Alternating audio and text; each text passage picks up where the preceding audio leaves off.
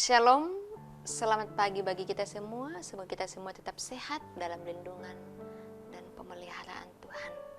Kita berjumpa lagi di pagi yang indah ini dalam renungan harian Gereja Toraja Jemaat Marendeng Sangatta, Kamis tanggal 14 Mei 2020. Mengawali setiap aktivitas kita di pagi yang indah ini, firman Tuhan akan menjadi bahagian kita dari kitab Kejadian pasal 6 ayat 1 sampai ayat 8. Sebelum kita membaca firman Tuhan, mari kita mohon tuntunan Roh Allah. Kita berdoa.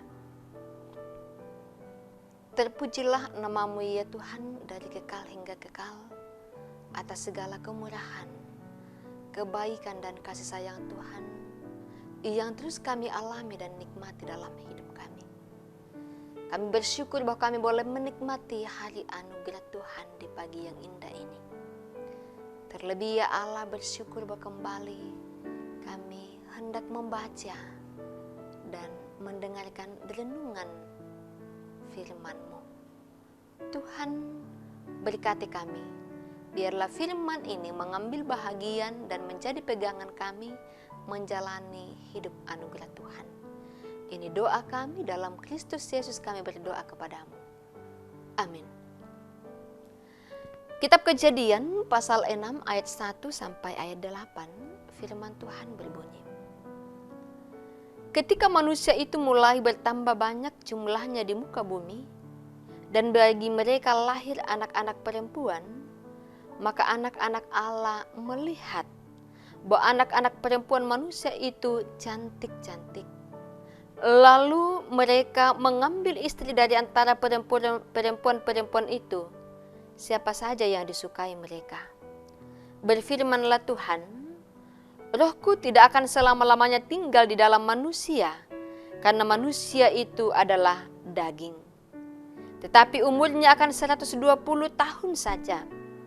Pada waktu itu orang-orang raksasa ada di bumi, dan juga pada waktu itu sesudahnya, ketika anak-anak Allah menghampiri anak-anak perempuan manusia, dan perempuan-perempuan itu melahirkan anak bagi mereka. Inilah orang-orang yang gagah perkasa di zaman purbakala, orang-orang yang kenamaan. Ketika dilihat Tuhan bahwa kejahatan manusia besar di bumi, dan bahwa segala kecenderungan hatinya selalu membuahkan kejahatan semata-mata, maka menyesallah Tuhan bahwa Ia telah menjadikan manusia di bumi, dan hal itu memilukan hatinya. Berfirmanlah Tuhan, Aku akan menghapuskan manusia yang telah Kuciptakan itu dari muka bumi, baik manusia maupun hewan dan binatang-binatang melata dan burung-burung di udara, sebab Aku menyesal bahwa Aku telah menjadikan mereka. Tetapi Nuh mendapat kasih karunia di mata Tuhan. Amin. Firman Tuhan. Saudara-saudara yang dikasihi Tuhan, renungan kita di pagi yang indah ini di bawah satu tema, Tuhan kok menyesal. Anna Menas Sandra Tupuang. Ibu bapak saudara-saudara yang dikasihi Tuhan, sakit menimpa, sesal terlambat. Itulah kira-kira pepatah yang cocok dikenakan kepada Tuhan dalam pembacaan kita ini. Ayat 6 mengatakan, maka menyesallah Tuhan bahwa Ia telah menjadikan manusia di bumi, dan hal itu memilukan hatinya. Bukankah Tuhan itu sempurna? Mengapa menyesal? Satu pertanyaan saudara-saudara. Mengapa Tuhan menyesal? Tuhan menyesal bukan karena Ia telah menciptakan manusia di dunia ini, tetapi yang Ia sesali ialah tindakan manusia yang tidak lagi sesuai dengan kehendak Tuhan. hidup manusia telah menyedihkan hati Tuhan. Berbagai kebaikan dan kesempatan yang telah disediakan oleh Tuhan, yang telah diberikan oleh Tuhan, tetapi ternyata ditanggapi manusia secara keliru. Hal itulah saudara-saudara yang membuat Tuhan sedih, karena manusia telah melakukan kejahatan. Tuhan menyesal. Manusia tidak lagi hidup sesuai dengan kehendak Tuhan. Manusia tidak lagi mengindahkan kekudusan Tuhan, tetapi hanya mengikuti, menuruti keinginannya dengan mengawini perempuan-perempuan cantik. Ayat 2 sangat jelas dalam bahagian pembacaan kita.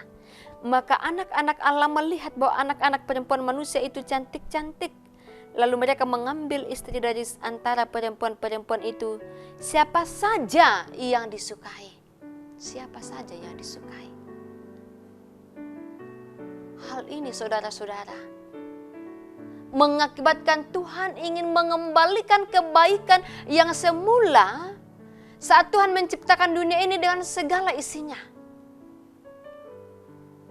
Diciptakan begitu baik, sempurna, dan indah. Apakah manusia akan dihapuskan dari muka bumi? Ternyata tidak. Ada seorang yang bernama Nuh yang mendapat kasih karunia di mata Tuhan untuk tetap hidup. Nah, saudara-saudara yang kekasih dalam Yesus Kristus, ketika Tuhan mengizinkan banyak hal untuk kita nikmati dalam hidup ini, ketika Tuhan mengizinkan memberikan banyak sekali kebaikan, kesempatan untuk kita hidup setuju dengan kehendaknya, kadangkala kita lupa akan apa tujuan hidup kita, yaitu untuk memuliakan Tuhan.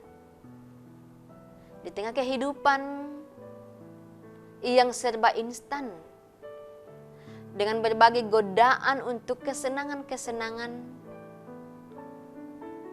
seringkali membuat kita melewati batas yang sewajarnya sehingga membuat kita melupakan Tuhan. Ia telah menciptakan kita begitu sempurna dengan tujuan untuk memuliakannya. Perlu kita ingat saudara-saudara, bahwa hidup kita adalah milik Tuhan. Hidup kita berada dalam otoritasnya. Karena itu, berbaliklah dari jalan yang tidak berkenan di hadapannya, agar pengasihan dan berkatnya tetap berada dalam kehidupan kita. Nyatakan kesetiaan kita, hidup seturut dengan kehendaknya, maka berkat limpah anugerah Tuhan akan nyata dalam hidup kita. Jalani hidup ini dengan senantiasa bersandar kepada Tuhan. Selamat beraktivitas. Tuhan memberkati kita semua. Amin. Mari kita berdoa. Iya Bapa kami dalam kerajaan surga, Bapa yang kami sapa di dalam anak-Mu Yesus Kristus. Kepadamu di pagi yang indah ini, kami datang menaikkan pujian dan syukur bahwasanya kasih Tuhan sungguh luar biasa dalam hidup kami. Kami boleh menikmati hari ini oleh karena perkenaan Tuhan. Kami boleh dibangunkan dengan kekuatan baru menyambut hari baru, hari karunia Tuhan. Itu oleh karena campur tangan Tuhan dalam hidup kami. Terima kasih ya Allah. Kami serahkan kehidupan kami hari ini ke dalam tangan kasih-Mu. Tuhan yang akan menopang, menuntun dan menguatkan kami menjalani hari ini. Sehingga kami boleh hidup menjalani hari ini menapaki kehidupan ini sesuai dan seturut dengan kehendak Tuhan. Berkati jemaat-Mu dalam berbagai tugas dan aktivitas mereka hari ini Tuhan. Dalam meniti karir karya di tengah-tengah hidup ini. Perlengkapi dan hikmat sehat dan kuat selalu. Berkati jemaat-Mu dalam keluarga mereka masing-masing. Berkati anak-anak kami. Berkati kehidupan keluarga, pelayanan dan persekutuan kami ya Allah. Dan biarlah kami terus dibangun menjadi bangunan rohani yang tersusun dengan rapi, menjadi saksi Tuhan di tengah-tengah hidup kami ini. Terima kasih ya Allah untuk semua kebaikan-Mu. Kami serahkan hidup bangsa dan negara kami. Berkati pemerintah kami ya Allah di dalam mengayomi, menata kehidupan bangsa dan negara ini. Terlebih ya Allah di dalam memikirkan solusi menghadapi pandemi COVID-19 kepada pihak kesehatan, para medis, dokter, perawat, suster, apoteker, bahkan setiap anak-anak Tuhan yang terlibat dalam memikirkan penanganan penyebaran virus COVID-19 ini. Tuhan, Engkau karuniakan hikmat sehat dan kuat selalu kepada mereka.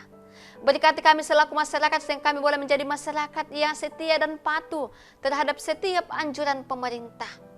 Sehingga di dalamnya ya Allah, kami terus mengambil peran di dalam memutus rantai penyebaran COVID-19 ini. Anak-anak-Mu yang terbaring lemah oleh karena sakit COVID-19, Tuhan Engkau pulihkan mereka, sembuhkan mereka ya Allah, dan biarlah mereka boleh pulih seperti sedia kala. Bapa Surgawi, terima kasih. Kami serahkan hidup kami hari ini ke dalam tangan kasih-Mu. Tuhan, tuntun dan topang kami, lawat dan peliharakan kami. Kami boleh menjalani hari ini dengan baik, dengan pimpinan dan pemeliharaan daripada-Mu. Ampuni salah dan dosa kami Tuhan. Seluruh hidup dan aktivitas kami hari ini, kami pertaruhkan ke dalam tangan kasih-Mu. Dalam Yesus Kristus kami berdoa kepada-Mu. Amin.